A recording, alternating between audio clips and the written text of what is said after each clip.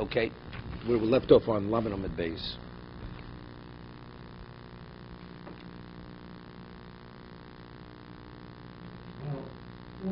Just like to get back over here. The first wide line, where the lines get wider on Lamed Amud Beis. Kachomer HaKadosh Baruch Hu, we say that Torah is samtam. Samt is samtam. It's samachayim. It's a life potion. Kachomer HaKadosh Baruch Hu Yisrael Bonai Borosi Yetzara Borosi Ubrosi Lo Torah Tavlin. I've created an evil inclination, and Torah is its antidote. You know, it says on the sixth day. What does it say on the sixth day of creation? HaKadosh Baruch Hu saw everything that He created was Tov Ma'od. Ma'od. Right? Everything, usually, V'yar Elokim Ki Tov. Every day it says, Hashem saw that it was good, V'yer V'yivoker, whatever the day was. On the sixth day, V'yar Elokim, that it was Tov Ma'od. Now, what's the meaning? It was Ma'od. It was very good. So there are a number of chazals on Medrashim. Now, the letters of Ma'od and Odom are the same letters. Just rearrange the letters. Ma'od, meaning it was Ma'od because man was created, because without the human being, existence has no value. So on the sixth day of creation, it was Tov Ma'od. Why was it Ma'od? Because there was Odom. Odom is Ma'od. Another interpretation of Ma'od is, HaKadosh Baruch Hu created the Yetzirah on the sixth day of creation. Ma'od is Yetzirah. Here, Yetzirah is Ma'od. Why is it Tov Ma'od? Because if man would have the only reason why man's actions have value is because you have a choice. You only have a choice because there is the Yetzirah. Because if you have control and you could do good or bad based on your own motivation, but with a Yetzirah, you naturally do good. So therefore, what gave value to creation? The Yetzirah. So it's true, Yetzirah is Tov Ma'od. It's phenomenally. Because without that, our actions have no value. It's Tov Ma'od. But you understand, but you have to be able to contend with it. How do you contend with the Yetzirah? The answer is Barasi Yetzirah, Barasi Torah Tavlin. What is the antidote for it? The antidote is what is the Torah? So we have a choice. That also is a choice. V'matem oskim b'Torah inatem nimsorim b'yodo. So we said again, imatem oskim b'Torah. It's not enough to study Torah. You have to be osik. You have to engage in Torah. Now, it's interesting. There's a Ramchal. The Ramchal writes, there's a famous Medrash in Eicho. The first Beis HaMikdash, why was the Beis HaMikdash destroyed? Because of the three cardinal sins, Avodah Zarah, Gilar, Shviras, Domi. So it says in the Medrash, so the Gemara quotes a pasuk because Al-Ozom es Torasi. Because the Jews, they abandoned the Torah. That's the reason why the Beis HaMikdash was destroyed. So the obvious difficulty is when Al-Ozom Torasi. The reason it was destroyed is because they violated the three cardinal sins. It's not because Ozom es Torasi. This is a very famous quote from the Medrash in Eicho. It's in the Psichta. It's in the introduction to Eicho that HaKadosh Baruch Hu says, Halavai osi ozavu. Hashem says, I wish they would have abandoned me, but Torasi shamaru. But they would have kept my Torah.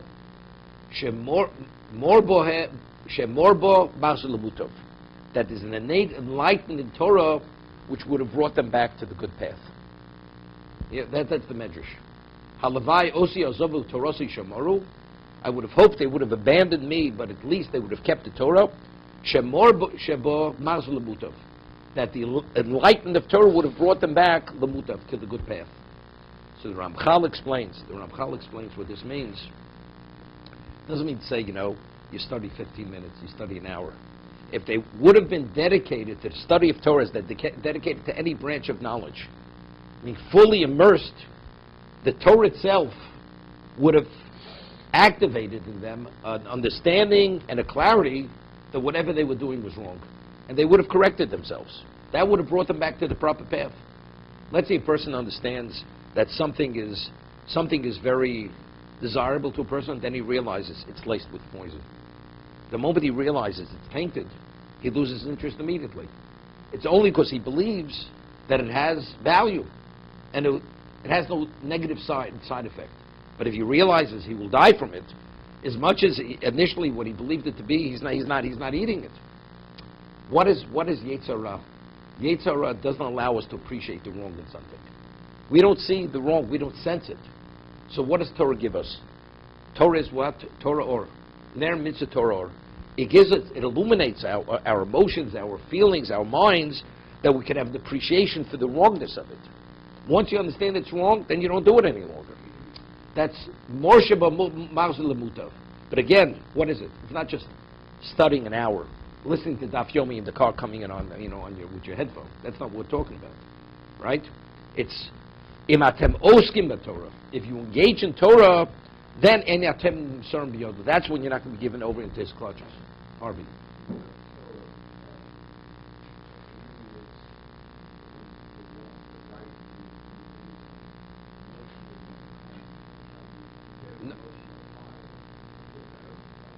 No, it's not. No, that's not what it means. It doesn't mean emotional high. Senses, the human senses are physical senses. To have a sense of spirituality, that's not what our senses are about. So how do we activate our spiritual senses? To appreciate the value of something. It's only by spiritualizing ourselves. Those senses can only be activated through the Torah itself. It's like anything is a sense.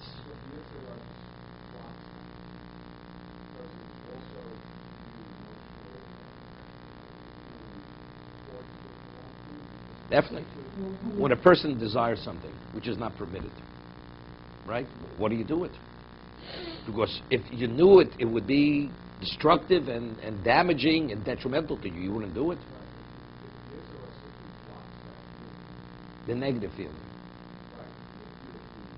Right.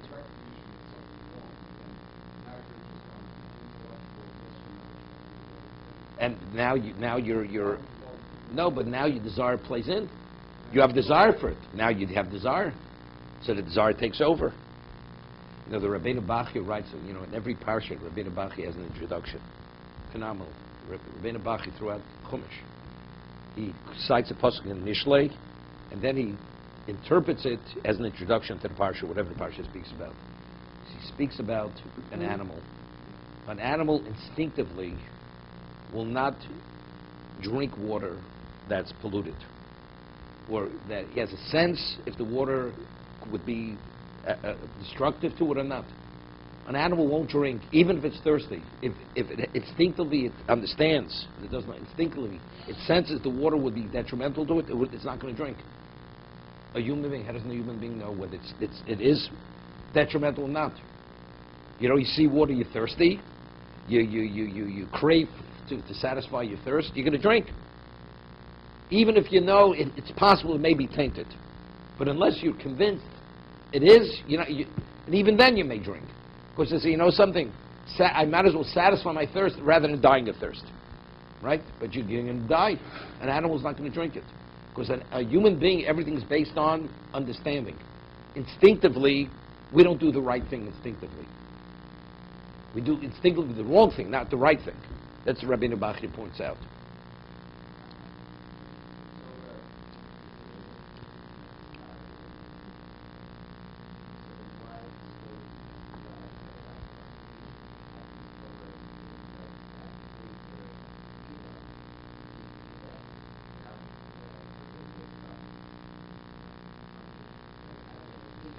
No, he didn't want to share it with other people.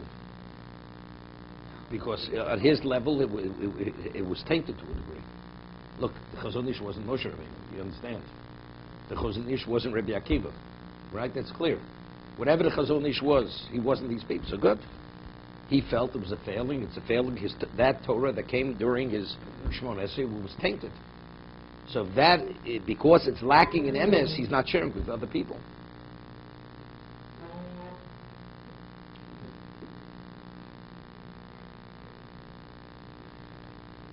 Famous story with the Vilna Gaon. That the Vilna Gaon, he was at a level we can't even relate to. We find that Moshe Rabbeinu said to the Meraglim, Aluze Banegev, ascend through the south when you go to spy out the land. Aluze Banegev. When he said those words, Aluze Banegev, the Vilna Gaon at the age of 8 was proficient in all Kisvei Arizal. Forget about Shas and Mishnayos and everything. He was already proficient in all Kisvei Arizal at the age of 8 years old. The Vilna Gaon. So he was a little bit older now. He was the Vilna Gaon. So he studies the words Alub Zanegev in one moment. We can't even relate to this. He has 1,200 understandings of what Aluz Zanegev means. 1,200 ways to understand what those words mean. And immediately after he has those understandings, he forgets them. So the reason why he forgot it is because he felt elated. You know what it means to come upon 1,200 understanding in one moment to understand the same thing? See, sometimes, maybe you feel he prided himself. So because he prided himself, immediately he had this memory lapse. He forgot it. So he was mispal that HaKadosh Baruch Hu should give him back the understanding that he came upon. You understand what level we're talking about? For him, that slight sense of priding was a reason that it should be taken from him. So you had to be mispala that HaKadosh Baruch Hu did tshuva to give him back that understanding again of what Aluz Zanegev.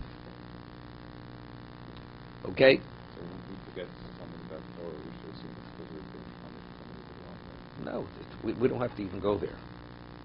Because initially we didn't invest. There's no question. If a person we spiritualize it would be sufficiently, you wouldn't forget. You wouldn't forget. We would retain it because we have other things going on in our minds. The Chofetz Chaim once said on Rabbi Chanan Wasserman, when Mr. Glick was 16 years old, he spent the summer with Rabbi Chanan up in Camp Yeshiva up in the Catskills. You remember? I remind Mr. Glick of things he told me many years ago. So Rabbi Chanan, he was the closest student of the Chofetz Chaim, Rabbi Chanan Wasserman Zecher Tzaddik Livrocha. So it was known in Poland there were many people who knew Shas by heart, and they had photographic memories. So Chofetz Chaim said, "I'll tell you the difference between Rabbi Chanan and all these other people." He says, all these other people, the reason why they retain Shas is because they have phenomenal memories, bordering on photographic. Rabbi Chanan, his level of Abbas Hashem and Yiras Hashem, he says, let's say a person has one kind of experience in a lifetime. You'll never forget it. Is it because you have such a phenomenal memory? It's because it's one of a lifetime of experience. It was so unique, one of a kind, you'll never forget it. It becomes engraved in your mind and your emotion. Rabbi Chanan's Avodas Hashem, his Abbas Hashem, was at such a unique level. Every moment he studied, it was like that one moment. So because it was valued to that degree, he wouldn't forget it. Like you have that one kind of experience once in a lifetime. That's what the Chofetz Chaim said on Rabbi Chanan. Stand. So if you have that degree of valuing it, a person once in his lifetime did $1 million deal. He's not going to forget that deal, every aspect of the deal. But if he does multiple deals, he doesn't remember every deal. Then it's only the next level. Lahavdil, Rabbi Chanan, that's why he retained everything. Shenemar, Halum Seitif Seis. If you'll do good, Seis, you'll be able to contend with the evil inclination. Vim ein atem oskim b'Torah atem nimsor b'yodo.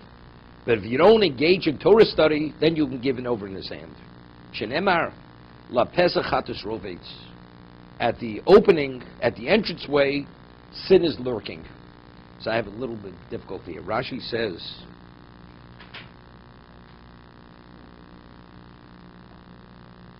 im seitiv, lekach tov.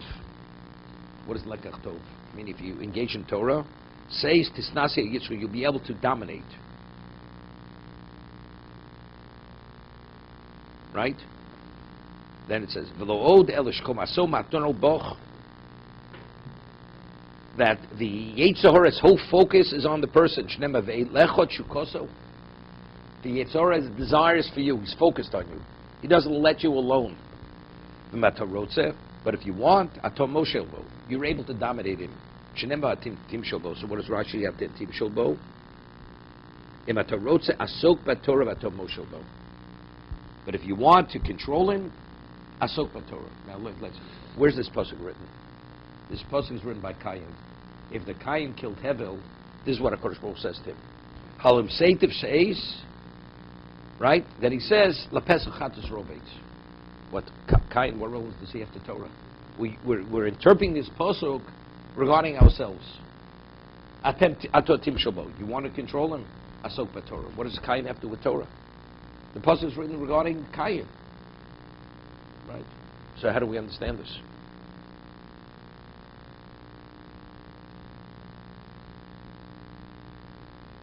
Now, let's say it's called. What about a non-Jew?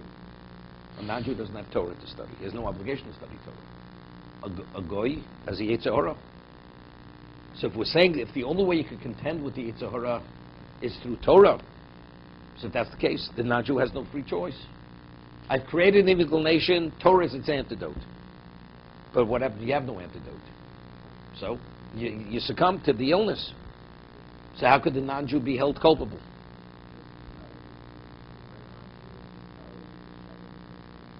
But he has no obligation to study that.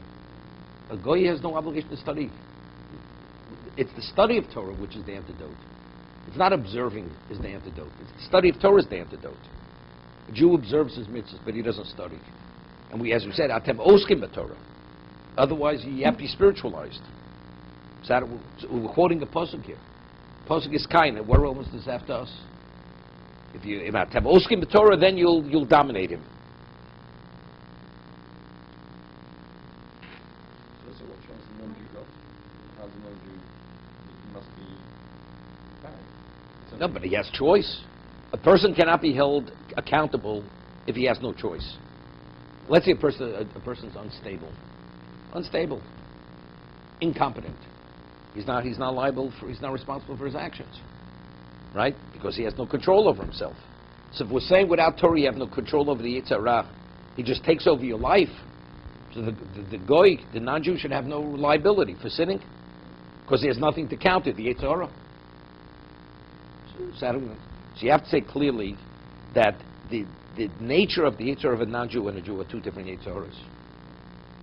It's like the Gemara tells us in Sukkah, Abayit witnessed something. He overheard a conversation between a married woman with another man that they're going to rendezvous in the swamp and they're going to have relations in the swamp. So he followed them to see what was going to happen, if they're going to commit adultery. So Abayit comes, he follows them, and finally they get to this secluded location, the swamp, and the man says to the woman, you know something? If this is the way we have to continue a relationship, it's not worth it. It's not worth my while. I'm not interested. And he walked away from it. Didn't commit adultery. Abai gets back. He's sulking. Because Abai thinks to himself, Abai is already, he's one of the leading Torah sages of the generation. And he says, I don't think I could have restrained myself. I definitely would have sinned. He, an ordinary man, didn't succumb. I would have succumbed. So he says, who do I think? Until I thought I was this great person, I see I'm not who I think I am. And he was sulking. So one of his colleagues said to him, well, yeah, I see you have a problem. So he told him over the story. He says, no, you don't understand. That's the Gemara in Sukkah. That the greater you are, the more intense is Yetzer Hara. Why? Because if a person advances spiritually, your evil inclination has to become more empowered. Otherwise, it's not a challenge. So the more you advance, you take the negative along with it. Because it has to be on par. Because you always have to be in a state of choice. That's the Gemara. So I'm saying, if the Jew would be spiritually advanced and doesn't have a more intense Yetzer Hara, it's not a challenge. So automatically, so the Yetzer Hara everybody has, there is an antidote to it. For the Jew, the antidote is Torah. The Yetzer Hara was created on the sixth day. Everybody. Nobody has different capacities as within Jews. The Yetzer Hara has different, he turns up the juice, so to say.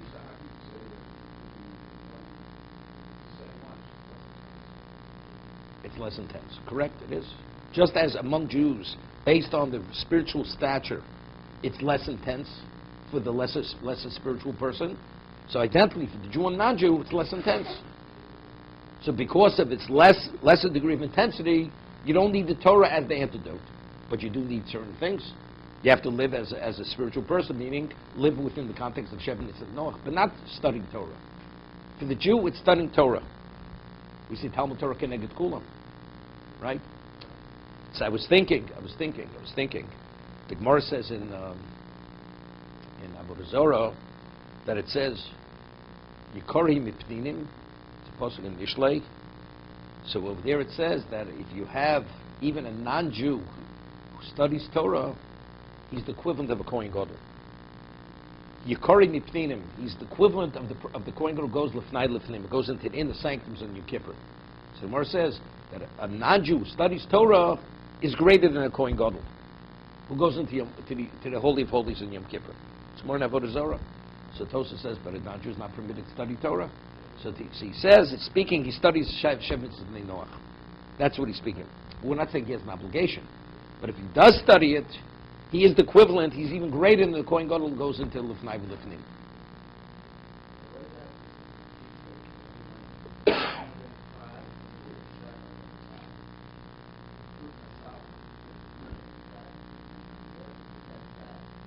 No, but that's Risham of even Jews. Even Jews. Okay? The Goyes are being raised as well. He studied Shemini Mitzvah. Definitely.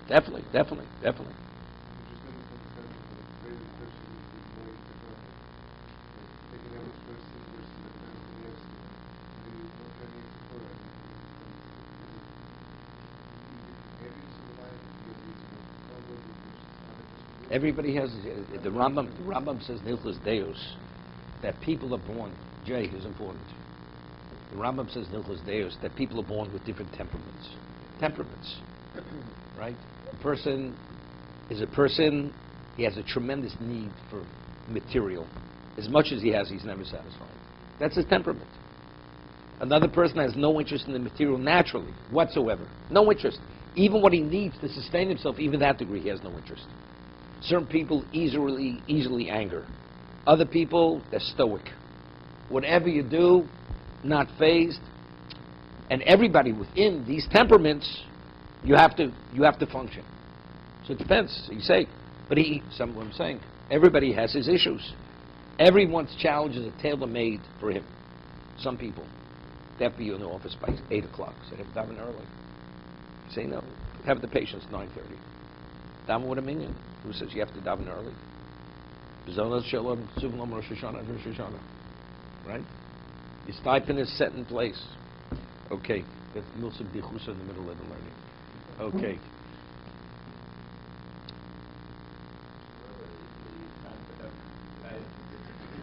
Cain, yeah. After he killed his brother. Right, so that's the ultimate domination. No, this is post. After he sinned. So now you allowed your ego to take over your life to such a point, you justified killing your brother. Right, that's why we use that. No, but that's where the Torah speaks about it. That's the model. That even in that context, you still can make amends. You still can make corrections and take control of your life. Many years ago, when I first moved to New York, so somebody asked me, there's a maximum security penitentiary upstate New York. It's called Green Haven Maximum Security Penitentiary. In this penitentiary, they have an electric chair.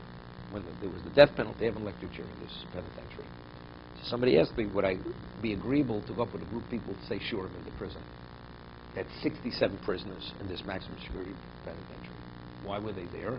Because it was the only facility in the tri-state area where they had kosher food. So even though the person wasn't really that kind of criminal, but if you wanted kosher food, you'd have to go to that facility.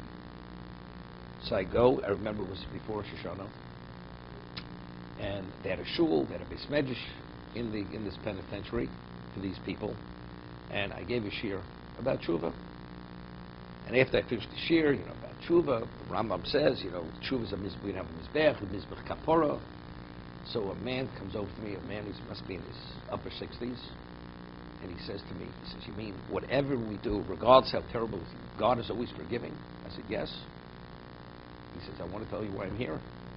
He says, I got upset with my wife, and I put my hand under her neck, and I pressed a little too hard, and I strangled her. You mean God will forgive me even for killing my wife? That's what the man asked me. I said, if you're sincere in your tshuva, I was like taken aback, okay? I said, Hashem will forgive you. Maybe walk back a little bit. Yeah. He didn't ask me what my collar size was. Okay. But I think between Adam and No, that you need forgiveness from the individual.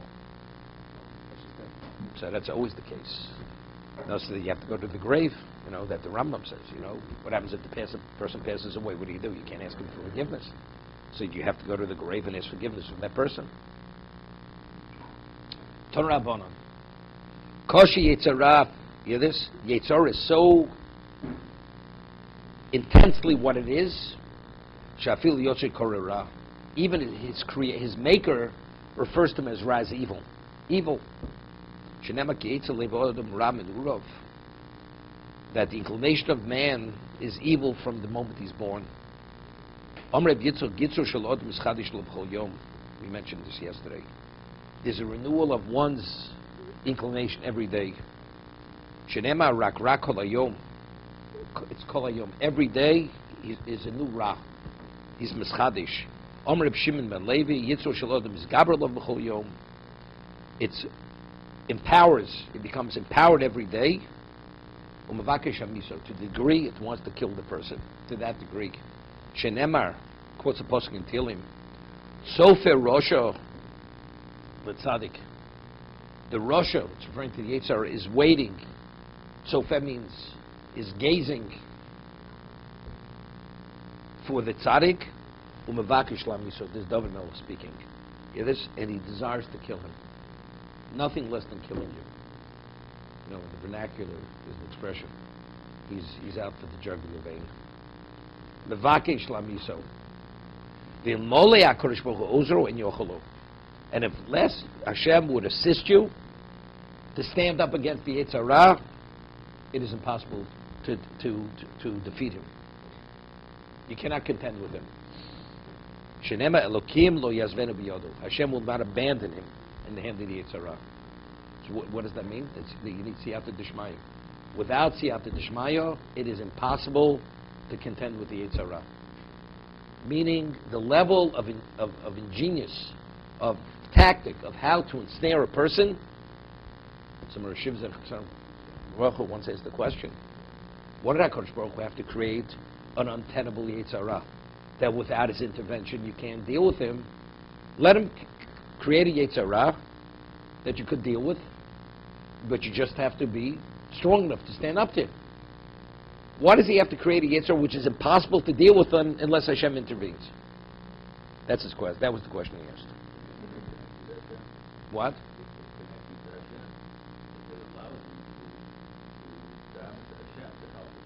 Well, we pray to Hashem for everything, for a livelihood. But it seems to me this is impossible. This is impossible to deal with the Yetzirah, with the inclination, unless he intervenes. This is the Gemara we have. The Gemara Shabbos says, "Habol l'tayr misaynoso." If you want to purify yourself, Hashem will assist you. Habol l'tamei posen lo. You want to contaminate yourself? God says the door is wide open. Go ahead. Hashem's not involved in the contamination process. That the person does himself. But in the purification process, there Hashem is involved. That's misaynoso. So that was the question he asked. Okay?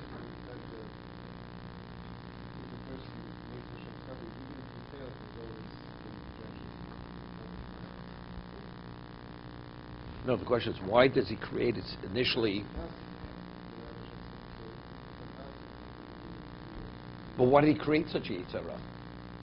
Should have created one which, you're up against a person, a force which you could deal with. But if you have any degree of lack of initiative, then it's over. No, there's no Yetzirah. As well. Seemingly. So how do we? So what he used to say was this: Gemara says in Sukkah that the Yetzirah is like the threads of a web, which is spun by a spider. So it's Gemara. The Gemara says that how difficult it is to just break one of the strings of a web. Easy. But if the web if you multiply those threads hundreds of times, thousands of times, it becomes so thick you could actually bind a wagon with it. You could hitch an animal to a wagon with it. That's how thick the rope begins. When a person is originally born, the Yitzhara is a tenable Yitzhara. But a person, until you become an adult, we continue. We do many things. So there's a condition, a negative, that we sin. So it gets thicker and thicker. The web gets so thick to a point where it becomes a thick rope. But it's as a result of our continuous failings. Then, if not for Hashem's intervention, it's impossible to contend with it. That's what he used to say always. Who said that? My Rosh Yeshiva Zechariah Baruch Hu used to say that, based on the Gemara in Sukkah. Those should never be punished. Never be punished if God doesn't intervene and like that. No, but you have to. No, you have. Understand? It says, "Kol habon l'tar m'sayin oso." You have to have an interest that you want to purify yourself. All you have to have is the interest. Whether you succeed or not, that's up to Hashem. So if you had the interest, Hashem will help you.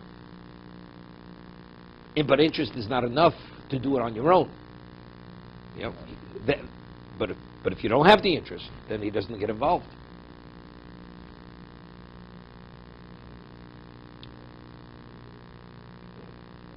You know, it's complicated, really very complicated. You look at our generation, even people who observe. What is the first, if you bring up any point of criticism, am I such a bad person? That's the retort. Am I so terrible? Did I do such terrible things? So, you mean there's nothing to correct in your life? It doesn't even enter a person's mind that he has to make corrections in his life. So if we're saying habo tar m'sayin or so, you have to minimally have an interest in purifying yourself, making corrections. But if you don't have minimally that interest, Hashem is not involved in the equation. So where is anybody going? That's exactly the reason why Rabbi Salam said that's why you have to study Musar. Musar allows you to have a sense that we're lacking in perfection and there's always what to correct. It creates a consciousness that we need correction. The moment you have a sense we make corrections, whatever correction you want to correct, Hashem will assist you at that level. To be continued.